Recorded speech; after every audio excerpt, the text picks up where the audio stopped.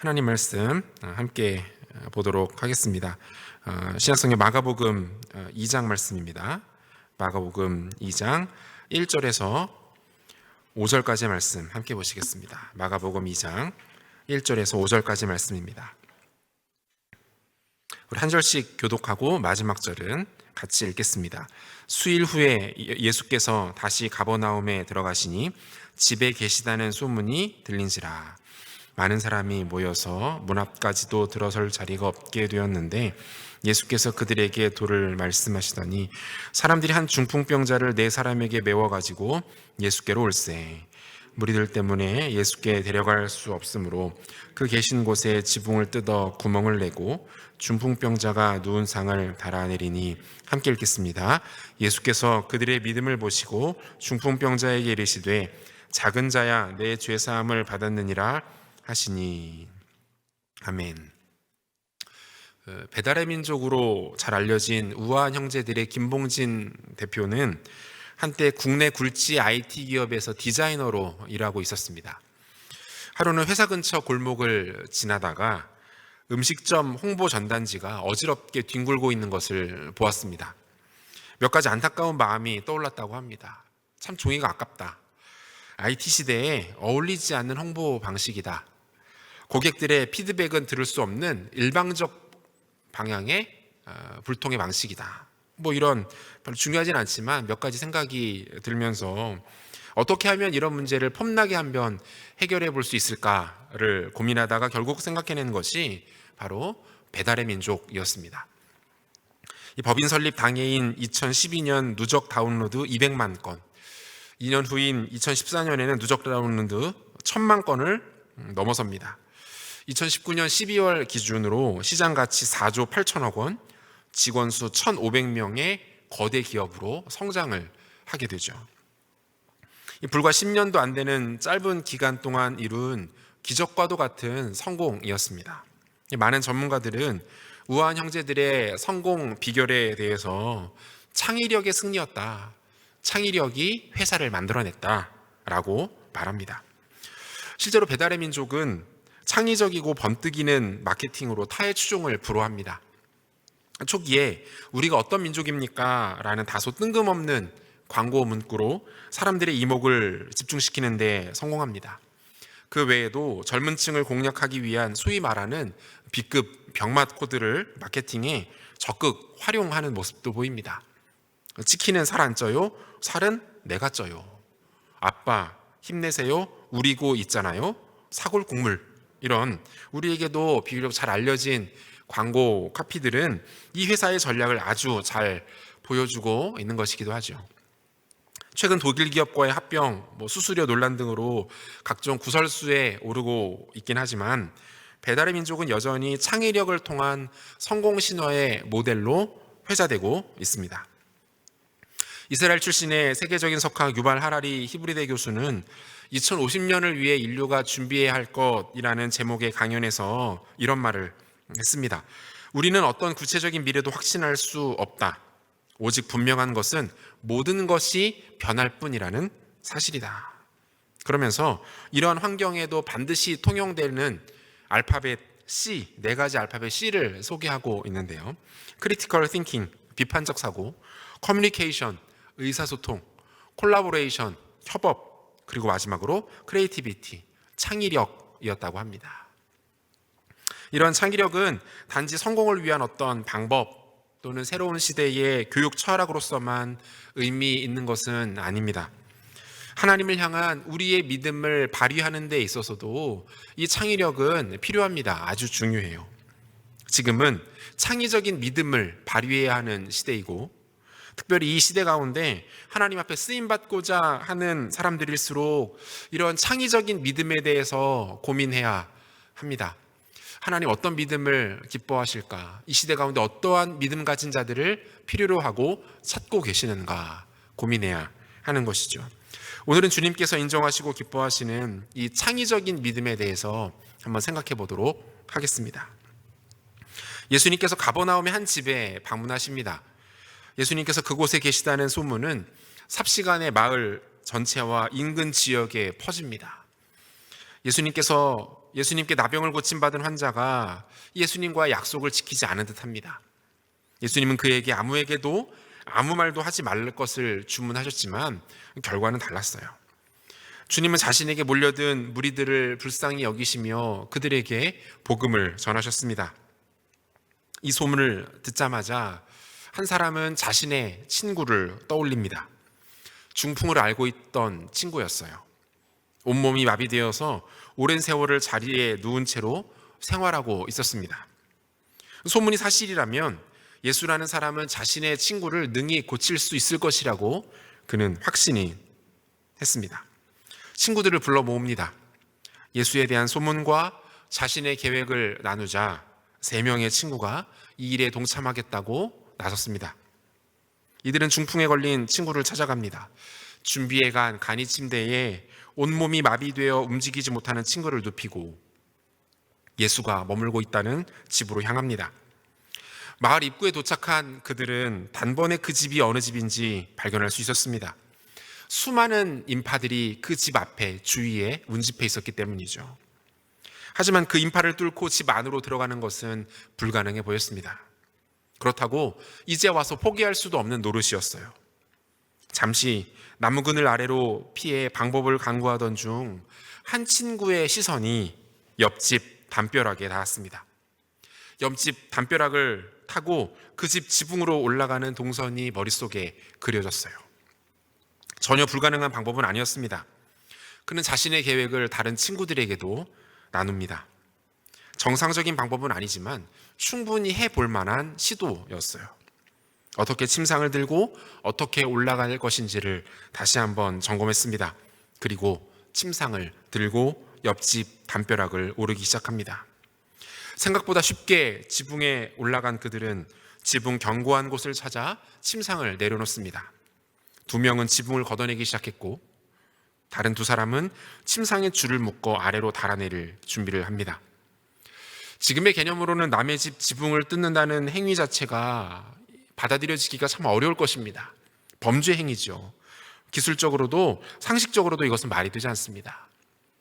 하지만 고대 근동 지역의 상황이라면 조금 다릅니다. 예수님 당시 팔레스타인 지역의 집 지붕은 경사진 지붕에 먼저 나무로 된 가로지름대를 몇 개 설치합니다. 그리고 그 위에 갈대로 만든 멍석과 나무가지들과 진흙을 반축하여 만든 일종의 기와들이 얹어집니다. 이마저도 우기가 지나면 녹아내려서 주기적으로 교체를 해줘야만 했기 때문에 그래야만 지붕의 역할을 할 수 있는 구조였습니다. 한마디로 쉽게 복구 및 보수가 가능한 구조였다라는 거예요. 따라서 지붕을 뜯는 것 자체가 지금과 같이 절대적으로 상대방의 안전 또는 재산에 큰 피해를 끼치는 행위가 아니었다라는 것이죠. 그 나름의 필요와 사정이 있었다면 합리적인 사고의 범주 안에서 충분히 받아들여질 수도 있는 행위였다라는 것을 뜻합니다. 예수님을 포함해서 집안에 있었던 사람들은 깜짝 놀랐습니다. 갑자기 지붕이 열리더니 간이 침대 하나가 줄에 매달려 집 안으로 들어왔습니다. 모두가 깜짝 놀란 표정으로 위를 쳐다보고 있었습니다. 친구 중 한 명이 지붕에 매달려 예수님께 전후 사정을 자세하게 설명합니다. 모든 상황을 이해하신 주님은 잠시 의미심장한 표정을 지으십니다. 침상에 누운 채 자신 앞에 놓여있는 중풍병 환자와 지붕 위에서 빼꼼히 얼굴만 내밀고 있는 4명의 친구들을 주님은 번갈아 쳐다보셨습니다. 그리고는 이렇게 말씀하십니다. 본문 5절이에요. 예수께서 그들의 믿음을 보시고 중풍병자에게 이르시되 작은 자여 내 죄사함을 받았느니라 하시니. 여러분, 이 대목에서 우리가 한 가지 좀 주목해 볼 만한 것은요, 예수님께서 보시는 것은 이 중풍병 환자의 믿음이 아니었다라는 것입니다. 그는 단 한 번도 예수님께 자신의 치유에 대하여 간구하거나 그 어떤 청원도 하지 않습니다. 다른 치유 기사를 경험한 사람들과는 구별되는 모습이기도 하죠. 오히려 예수님은 중풍병 환자를 지금 이 자리까지 이런 방식으로 데리고 나온 4사람의 믿음을 보셨습니다. 그리고 그들의 믿음을 근거로 이 중풍병자를 치유해주고 계신 것이죠. 여러분, 그 오해가 있어서는 안 됩니다. 이 말씀은 타인의 믿음을 통한 대리 구원, 간접 구원의 가능성에 대해서 말하고 있는 것이 아닙니다. 이 장면만을 놓고 볼 때는 그런 해석이 가능할 수도 있다라고 생각할 수 있지만 성경 전체가 구원에 대해서 그리고 믿음에 대해서 그렇게 말하고 있지 않습니다. 그러므로 이 장면에서 주님은 대리구원, 간접구원의 방식을 말씀하시는 것이 아니라 이 네 사람의 믿음에 대해서 말씀하고 계시는 거예요. 이러한 방식으로, 그러한 마음으로 지금 예수님께 자신의 친구를 데리고 나온 이 네 사람의 믿음을 보고 그들의 믿음을 평가하고 계시다라는 것이죠. 어떻게 말씀하시는 것입니까? 너희들의 믿음이 참 귀하다. 너희들의 믿음이 범상치 않구나. 보편적이고 일반적인 믿음이 아니구나. 쉽게 만나볼 수 있는 믿음 아니구나. 이렇게 말씀하고 있는 거예요. 더 정확하게 말하면 이 네 사람의 적절한 믿음의 반응에 대하여 주님은 지금 크게 기뻐하며 칭찬하고 계시다라는 것이죠. 건강한 반응이 있는 믿음, 한계와 제한을 뛰어넘어 발휘되고 있는 그 믿음을 우리 주님은 귀하게 여기고 보십니다. 사랑하는 여러분, 그렇습니다. 믿음은 단순한 고백만으로 이루어져 있는 것이 아닙니다. 그리스도를 향한 믿음이 한 사람의 가치와 철학, 그의 고백과 내면에 결정적인 영향을 끼치는 것은 사실입니다. 하지만 한 사람이 가지고 있는 가치와 철학, 그의 고백과 내면이 곧 믿음은 아닙니다. 믿음에는 그것을 설명할 수 있는 행동, 액션, 움직임이 반드시 수반됩니다. 변화가 수반된다라는 거예요. 믿음은 한 사람의 내면을 변화시키기도 하지만 동시에 그로 하여금 움직이게 만듭니다. 머물러 있지 않게 하는 것이죠. 그리고 그 움직임은 장애물을 극복하도록 하고 결국 한 생명을 건져내는 기적을 만들어 내기도 합니다. 그것이 믿음이에요. 이들이 보인 믿음은 아주 창의적인 믿음이었습니다. 예수님은 지금 이들이 보이고 있는 창의적인 믿음을 보셨고 그들을 주목하십니다. 그들의 믿음을 칭찬하셨고요. 그 믿음을 보시고 한 생명을 회복시켜 주셨다는 것이죠. 그렇다면 여러분, 이들이 보이고 있는 창의적인 믿음이란 과연 무엇일까요? 이들이 보였던 어떤 믿음의 요소가 창의적으로 예수님을 감동시킬 수 있었던 것일까요? 두 가지로 한번 정리하겠습니다. 창의적 믿음의 반응 첫 번째, 생명을 향하고 있는가? 생명을 향하고 있는가입니다. 네 명의 친구들에게는 중풍병자를 긍휼히 여기는 마음이 있었습니다. 친구의 생명이 그렇게 사그라져 가는 것 그들은 원하지 않았어요. 지금도 마찬가지이지만 고대 사회의 이 중풍은 완치가 불가능한 병이었습니다. 중풍을 통해서 생기게 된 마비는 회복이 불가능한 후유증이었습니다. 하지만 이들은 포기하지 않습니다. 심지어 예수님이 계셨던 집에 입추의 여지가 없을 정도로 많은 사람들이 몰려 있는 것을 확인한 이후에도 생명을 향한 이들의 열정은 꺾이지 않았습니다. 뭡니까? 지금 이 네 명의 친구들은 생명에 관심을 갖고 있는 것입니다. 영혼과 생명에 관심을 갖고 그것에 자신의 에너지와 자신의 마음과 자신의 모든 것들을 쏟아붓고 있었던 것이죠. 얼마 전 컴패션의 서정인 대표의 간증을 들은 적이 있었는데요. 하루는 병원에서 이분께 전화가 왔다고 합니다. 본인은 잘 기억하시지는 못하지만 골수 기증을 신청하신 적이 있었다라는 거예요. 그리고 얼마 전 이분의 골수와 100% 일치하는 한 어린 백혈병 환자의 골수 이식 신청이 들어왔는데 혹시 이식을 해주실 수 있겠냐라는 연락이었어요. 골수 이식을 조금은 복잡한 헌혈 정도로만 생각을 하고 그렇게 하겠다고 대답을 했습니다. 병원에 가서 구체적인 설명을 듣고 나서 조금 난처해졌어요. 골수 이식의 이 과정이 생각보다 굉장히 복잡하고 또 위험해 보였기 때문입니다. 골수 이식을 위해서는 일주일 정도 입원을 해야 합니다. 그 일주일간 매일 주사를 맞아서 온몸의 골수를 골반 뼈 쪽으로 모아야 했습니다. 그리고는 전신 마취 후에 골반에 3개의 구멍을 뚫고 긴 주사기를 통해서 골수를 채취하게 된다는 거예요. 이 설명을 듣고는 보통 일이 아님을 알았지만 이제 와서 안 한다고 할 수는 없어서 고심 끝에 동의를 했습니다. 골수를 채취한 후에 회복하는 과정에서는 잠깐의 의료사고도 있었습니다. 3개의 구멍 중에서 한 곳을 제대로 봉합하지 않아서 지속적인 출혈이 있었던 것이죠. 조금만 늦게 발견했더라면 생명에 큰 지장을 줄 수도 있는 상황이었다고 합니다. 그렇게 어렵게 골수 이식을 해주었고 그로부터 1년의 시간이 지났습니다. 다시 그 병원으로부터 이 대표님께 연락이 왔어요. 서정인 대표의 골수를 이식받은 그 여자아이에게서 백혈병이 그만 재발하고 만 것입니다. 동일한 사람의 골수가 있어야만 치료를 계속할 수 있기 때문에 염치불구하고 전화를 드렸다라고 병원 측에서 말했습니다. 이분이 마음이 무너졌대요. 그 죽을 고비를 넘긴 것 아닙니까? 생각지도 못한 정말 끔찍한 고생을 한 것 아닙니까? 그 과정을 또 다시 반복할 생각을 하니까 눈앞이 캄캄해지고 너무 하기 싫었다고 합니다. 주변의 의사들을 통해서 알아본 바에 의하면 그 아이가 다시 자신의 골수를 이식받아도 재발할 확률이 무려 99%에 이른다라는 정보도 얻게 되었습니다. 이번엔 못하겠다, 하지 않겠다라고 결심했습니다. 하지만 하나님께서 이번에는 이분에게 말씀하시기 시작했대요. 해줘야 되지 않겠니? 1%의 가능성이 남아있지 않니? 너의 골수가 아니면 이 아이가 살 수 없다고 하지 않니? 수없는 밀당 끝에 결국 하나님 앞에 두 손을 듭니다. 병원에 연락해서 다시 골수를 기증하겠다고 이야기했습니다. 그렇게 또 한 번의 골수 채취의 과정이 있었고 그렇게 시간이 흘렀습니다. 그리고 최근에 이 아이가 두 번째 골수 이식을 통해서 건강을 되찾게 되었고 지금은 고등학생이 되어서 열심히 공부하고 있다는 소식을 우연히 듣게 되었다고 합니다. 더욱 감동적인 사실은 이 아이의 아버지 역시 서정인 대표와 동일하게 골수 기증을 신청을 했고 누군가에게 자신의 골수를 나누어 주는 기회도 가졌다라는 이야기를 들었다라는 거예요. 간증을 듣는데 굉장히 큰 감동이 있더라고요.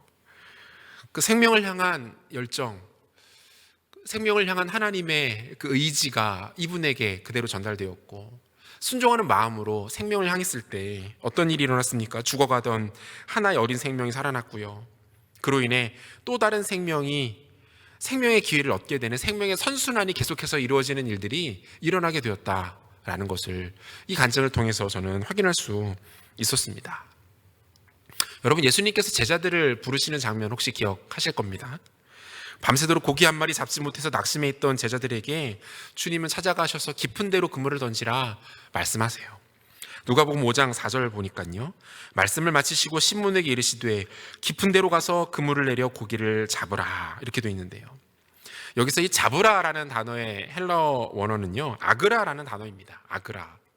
그런데 이 아그라라는 동사는요 무언가를 잡되 그 잡는 과정과 결과를 통해서 그 생명이 죽게 되는 것을 뜻할 때 사용하는 단어예요.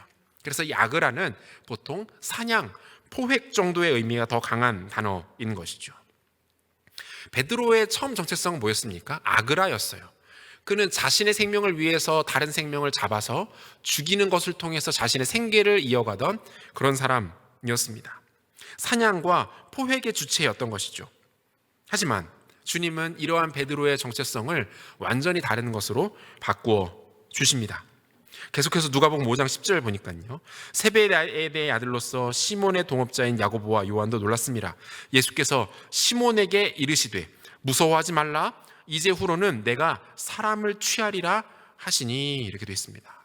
이 취하리라, 취하다라는 단어는요 헬라어로 조그레오라는 단어인데요, 이 동사는 단순히 잡다, 소유하다가 아니라 건져내다, 구원해내다, 어려움에 빠진 사람들을 그 어려움에서 빠져나올 수 있도록 도와주다라는 뜻을 가지고 있는 동사예요.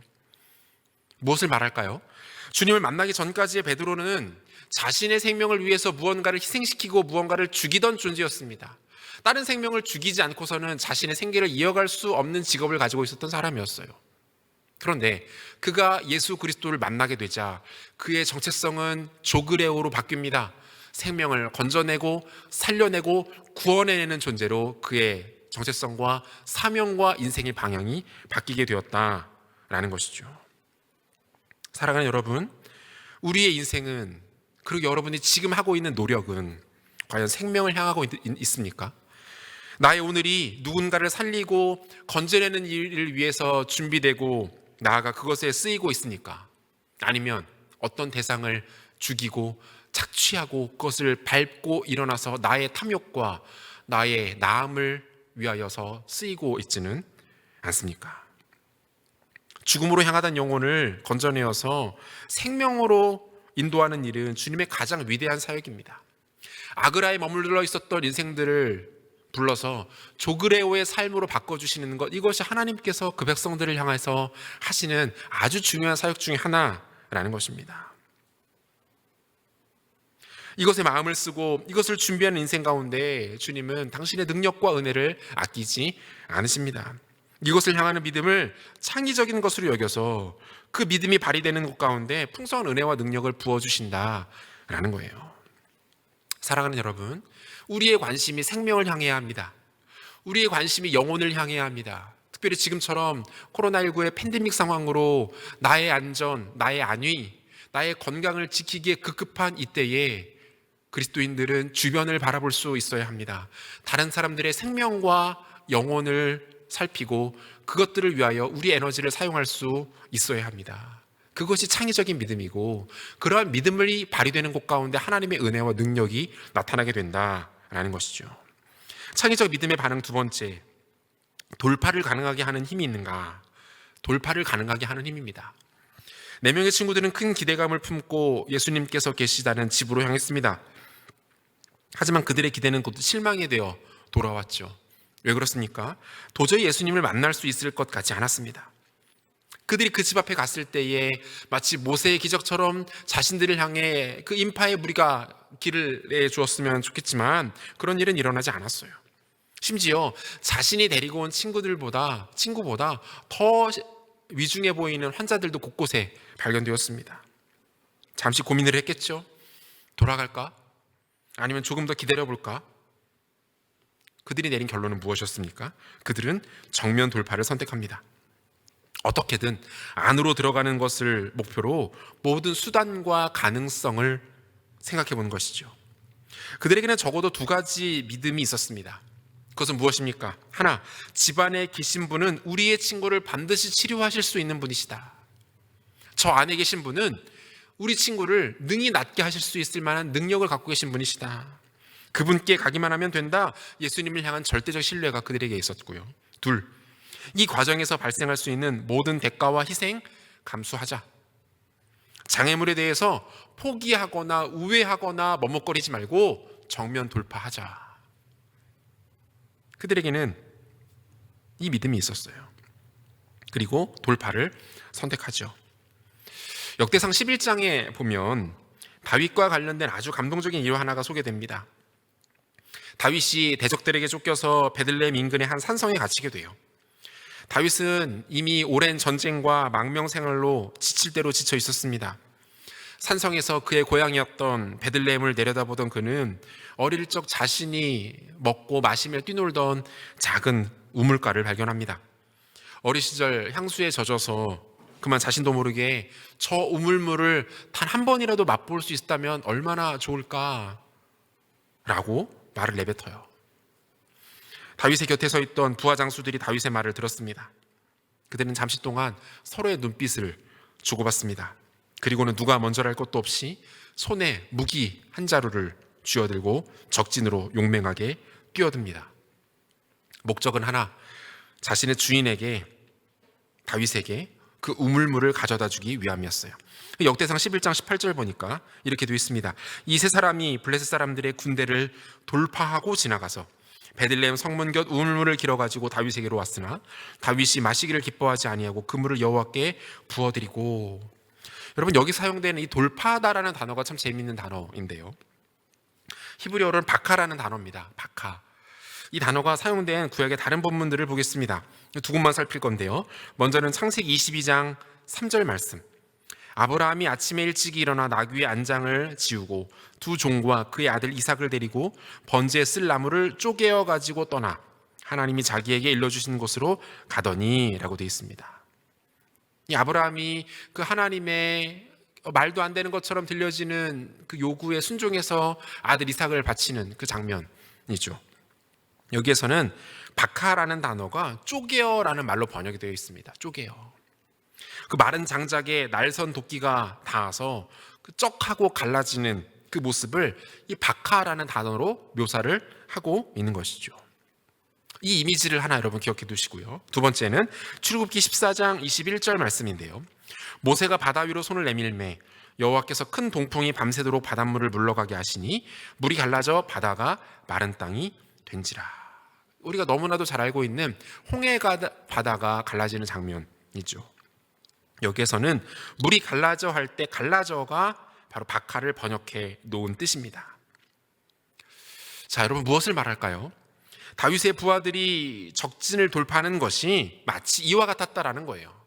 마른 장작에 도끼의 날이 닿아서 그것이 정확하게 두 동강 나는 그 장면처럼 홍해바다가 길을 내면서 갈라지는 것처럼 다윗의 부하 장수들의 돌파가 놀랍게 나타났다라는 것을 말하고 있는 것 아닙니까? 강력하게 넉넉하게 돌파가 일어났다. 하나님의 기적과도 같은 일들이 그들 가운데 일어났다라는 것을 보여주고 있는 것이죠. 사랑하는 여러분, 바로 이것입니다. 믿음의 돌파가 만들어내는 힘이 있다라는 거예요. 믿음을 가지고 어려움을 돌파할 때에 위로부터 부어지는 하나님의 기적적인 능력이 있다라는 것을 말하고 있는 것입니다. 우리가 하나님 앞에 믿음의 돌파를 시도할 때 주께서 길을 여시는 일들을 경험할 수 있게 됩니다. 중풍병 환자를 어깨에 맨 4명의 친구들은 한계와 장애물 앞에서 포기하지 않았습니다. 뒤로 물러서지도 않았어요. 소심하고 미진하게 대처하지도 않았습니다. 그들은 상황을 정확하게 직시했고요. 불가능한 것과 충분히 해볼 만한 것들을 찾아냈습니다. 그리고 그 상황을 정면으로 돌파합니다. 지붕으로 올라가서 지붕을 뜯어내고 침상을 달아 내립니다. 그리고 잠시 후 그들은 침상에 누워 있었던 사랑하는 친구가 자신이 누웠던 침상을 직접 손에 들고 일어나 걸어 나오는 것을 목격할 수 있었습니다. 그들이 예수님이 머물고 계신 집 앞에 운집해 있던 무리들을 보고 뒷걸음질 쳤다면, 사람들이 다 돌아가기까지를 기다려서 그 자리에 주저앉아 마냥 하늘만 쳐다보고 있었다면, 사람들을 향해서 왜 우리를 배려해 주지 않냐, 왜 우리를 위해서 길을 만들어 주지 않냐라고 원망하고만 있었다면, 여러분, 이런 기적은 일어나지 않았습니다. 기적은 돌파하는 자들에게 허락되어지는 하늘의 포상입니다. 사랑하는 여러분, 물론 우리는 매 순간마다 이렇게 돌파만 할 수는 없습니다. 밑도 끝도 없이 믿음으로 라고 외치면서 굳게 닫힌 문을 두드려서는 안 되고 그렇게 할 필요도 없습니다. 하지만 문제는 무엇입니까? 우리는 거의 우리 일상의 대부분의 문제들 앞에서 시도조차 하지 않고 접어버립니다. 하나님께 갖고 나아가 그분의 손에 올려드리지도 못한 채 그저 잔뜩 주눅 들어서 자포자기하거나 세상에 져버리고 맙니다.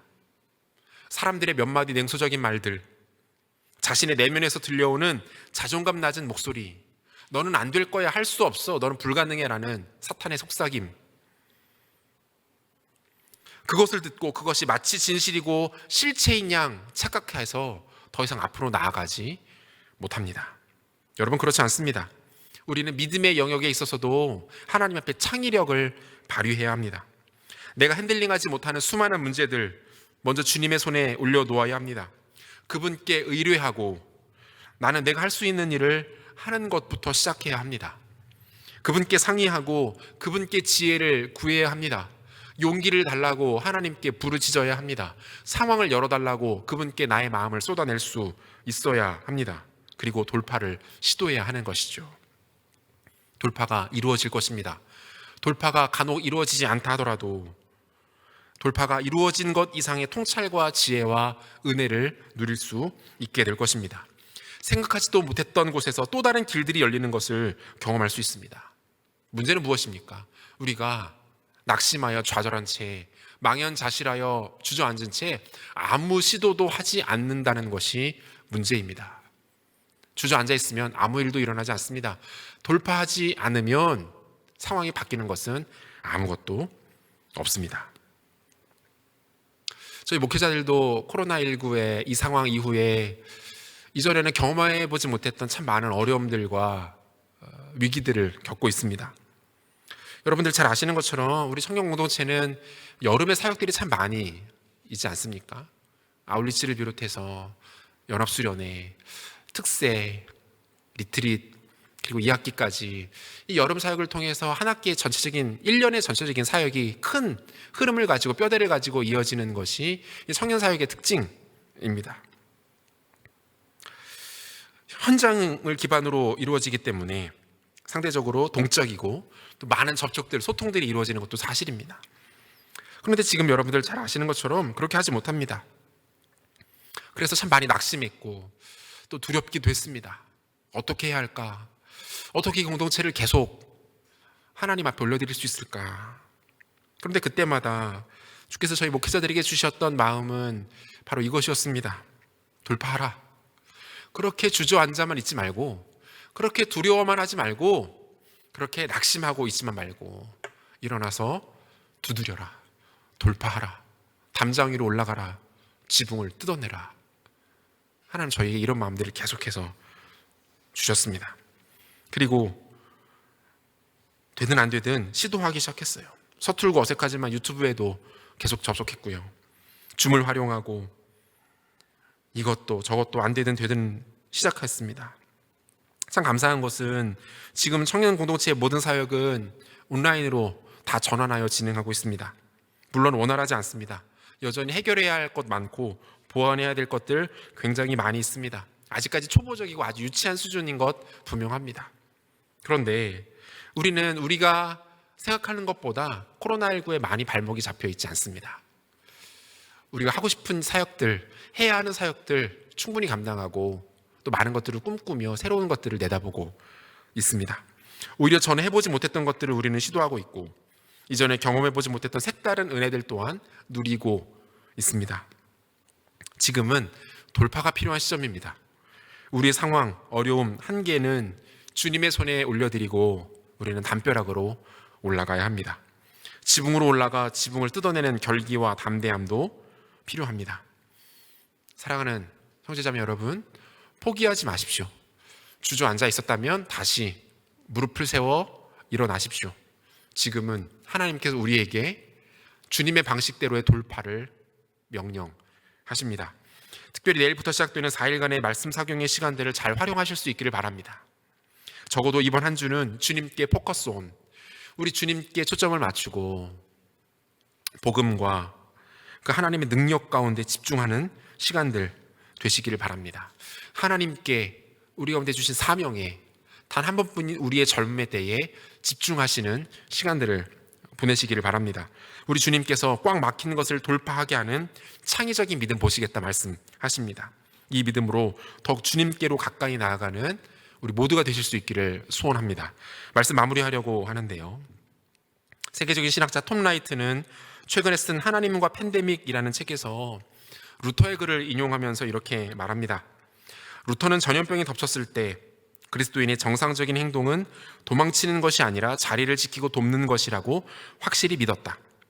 애통하는 마음에서 창의적인 행동이 나와야 한다. 예수님의 제자가 되라는 부르심은 잠긴 문 안에서 눈물로 자신과 세상의 의심에 맞서 하나님 나라 표적을 드러내는 자가 되라는 부르심이다.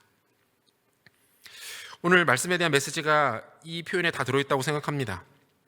지금은 하나님의 백성들에게 특별한 믿음의 반응이 필요한 때가 분명해 보입니다. 그 믿음은 창의적인 믿음이에요. 애통하는 마음으로 영혼들을 바라보라.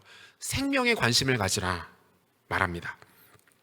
수많은 장애물과 위기 가운데 놓여 있지만 그것 가운데 굴복하지 말고 그 앞에 엎드려져 있지 말고 하나님 나라의 표적을 드러내는 인생으로 설 것을 말씀하고 있는 것이죠. 사랑하는 여러분, 우리는 지금 그 어느 때보다 기독교와 교회의 위기의 시대를 맞이하고 있습니다. 안으로는 예배를 비롯한 각종 모임에 대한 이와 같은 제재들이 당분간 있을 것이고요. 밖으로는 교회와 기독교를 향한 세상의 증오와 혐오가 가득합니다. 그러므로 지금이야말로 우리 가운데 창의적인 믿음이 발휘되어야 합니다.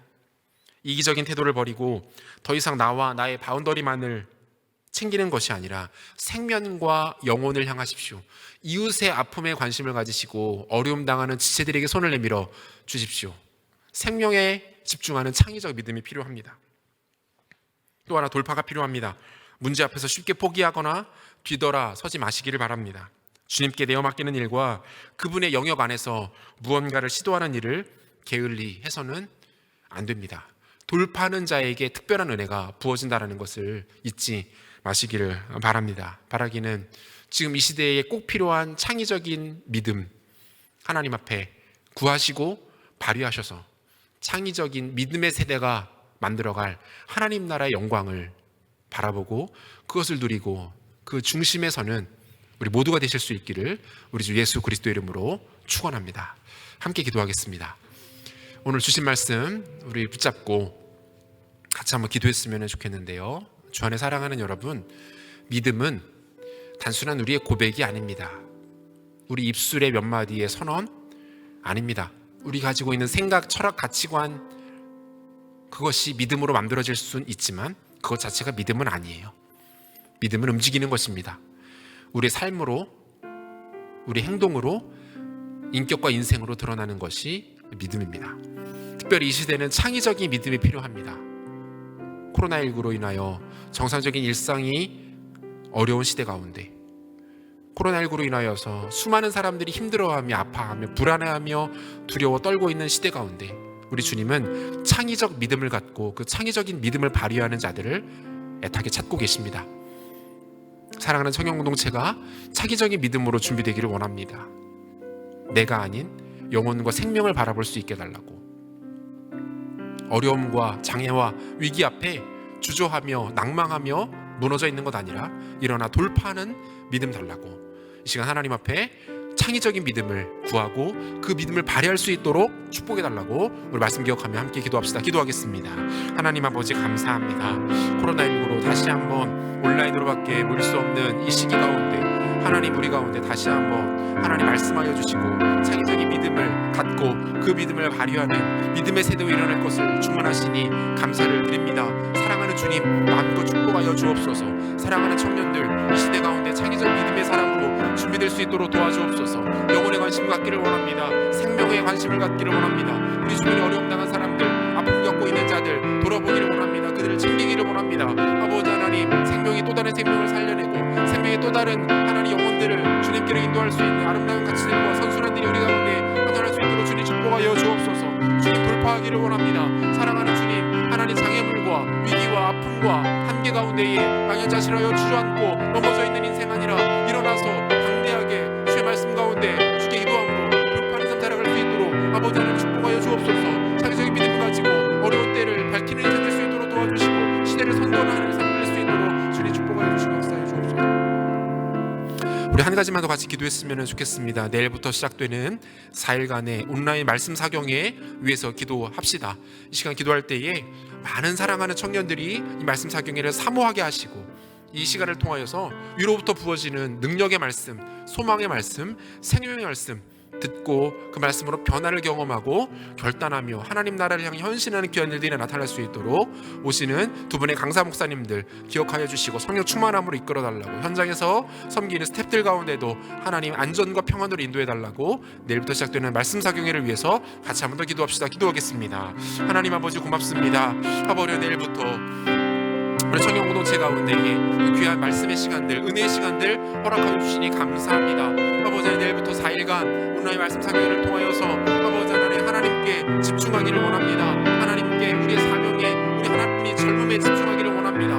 두 손으로 축복하여 주옵소서. 성령 하나님 함께하여 주옵소서. 하나님의 신자들 가운데 은혜를 베풀어 주시옵소서. 생명의 말씀, 진리의 말씀, 소망의 말씀 증거하실 수 있도록 은혜를 베풀어 주옵소서. 아버지 현장에 섬기는 스태프들 가운데에 하나님 손으로 축복하여 주시고 이들 가운데 평안과 건강을 지켜주시고 안전으로 함께하여 주옵소서. 모든 그 삶의 영혼을 인설할 수 있도록 도와주시고 성령 충만한 역사 나타날 수 있도록 기름 부으시고 함께하시고 드리 소망하며 기도합니다. 오 하나님 은혜를 베풀어 주옵소서. 하나님 성도들 많은 삶을 수 있도록 도와주시옵소서. 이 시대 가운데 창의적인 믿음의 사람들을 찾고 계시는 주님,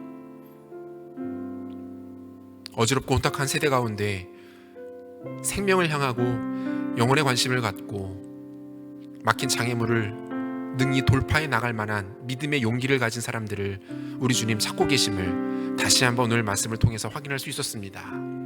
사랑하는 주님, 여기 그 창의적 믿음으로 준비되기를 원하는 순결한 주의 백성들이 있습니다. 우리를 사용하여 주시옵소서. 우리에게 하늘로부터 부어지는 이 믿음 허락하여 주시옵소서. 영혼을 섬기고 돌보며 생명을 향하는 삶 살아갈 수 있도록 도와주시고, 문제와 위기와 장애물 앞에 포기하고 낙담하며 두 손 놓아버리는 것 아니라 하나님과 손잡고 담대하게 돌파할 수 있는 그 믿음의 사람들로 사랑하는 남서른의 교회 청년 공동체를 일으켜 주시옵소서.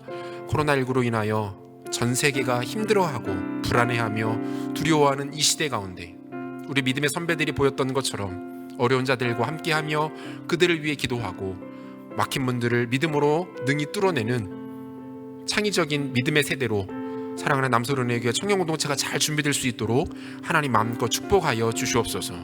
특별히 내일부터 시작되어지는 4일간의 온라인 말씀 사경회를 주께 올려드립니다. 코로나19의 팬데믹 상황에서도 비록 모여서는 아니지만 말씀 들을 수 있는 기회를 허락해 주시고 좋은 메신저들을 공동체에 보내주신 것 감사합니다. 이 4일간의 시간을 통해 살아계신 예수 그리스도께 포커스온 집중할 수 있도록 도와주옵소서. 주신 우리의 사명을 발견하고 그것에 집중하는 시간 되게 하여 주옵소서. 단 하나뿐인 우리의 젊음 청춘에 집중하여 어떻게 하면 이 시기를 주님 앞에 아름답게 준비하여 하나님 나라 위에 마음껏 펼쳐낼 수 있을지를 고민하고 그 길들을 발견하는 시간 될 수 있도록 주님 마음껏 축복하여 주시옵소서. 많은 청년들 참여할 수 있도록 도와주시고 사모하게 도와주시고 은혜 받고 변화될 수 있도록 은혜를 베풀어 주시되, 특별히 현장에서 4일간 이 행사를 사역을 진행하는 스태프들 가운데도 하나님 건강과 평안으로 안전으로 인도하여 주시옵소서. 귀하게 주 앞에 예물 드릴 수 있도록 은혜 주신 것 감사합니다. 주신 분이 하나님이시오니 다시 주님께 올려드립니다. 우리 마음을 담아드렸사오니 드린 손길 가운데 두 손 들어 축복하여 주시고 하늘의 신령한 복과 땅의 기름진 복으로 넘치도록 충만케 하여 주옵소서. 건강의 복을 주시고 물질의 복을 주시고 만남의 복을 주시고 하나님 어딜 가든 하나님의 사람으로 형통함을 누리는 복된 은혜가 저들의 삶 가운데 넘쳐날 수 있도록 은혜 베풀어 주옵소서. 드려진 예물이 주님 나라 위에 쓰여질 수 있도록 은혜 주시고 드려진 예물을 통하여서 교회가 세워지고 잃어버린 영혼 주께 돌아오는 아름다운 일들 일어날 수 있도록 주님 마음껏 축복하여 주시옵소서. 지금은 우리 주 예수 그리스도의 은혜와 하나님의 사랑하심과 성령의 위로하시며 교통하시는 역사가 혼탁하고 어둡고 절망적인 시대 가운데 창의적인 믿음을 갖고 그 믿음 발휘함을 통하여 하나님 나라를 아름답게 펼쳐내기를 간절히 사모하며 각 처소에서 예배에 참여한 사랑하는 청년들 머리 위에 그들의 한 주간의 일상과 삶의 모든 터전 가운데 이제부터 영원토록 함께 있을지어다. 아멘.